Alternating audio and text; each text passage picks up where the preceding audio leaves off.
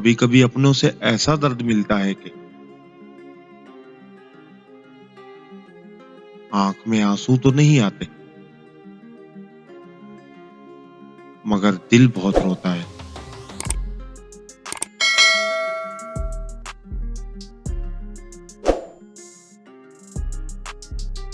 अपनी जिंदगी में मोहब्बत की सबसे आला मिसाल मैंने तब देखी जब सेब 4 थे और हम 5। तब माँ ने कहा मुझे सेब पसंद नहीं है।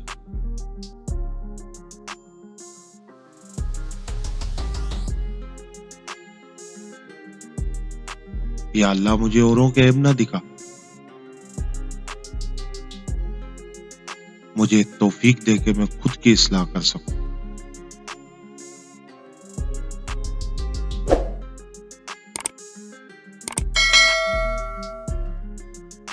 जिंदगी की हर मुश्किलात ये सिखाती है कि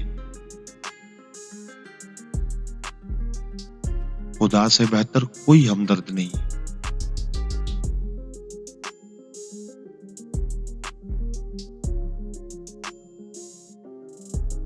और कुछ भी नहीं चाहते हम अपनी जिंदगी में यार। अब दुआ है कि किसी के दुख की वजह भी मेरी जात ना हो।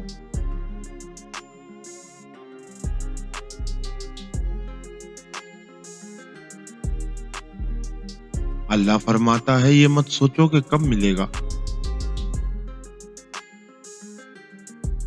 बल्कि यकीन रखो कि जरूर मिलेगा।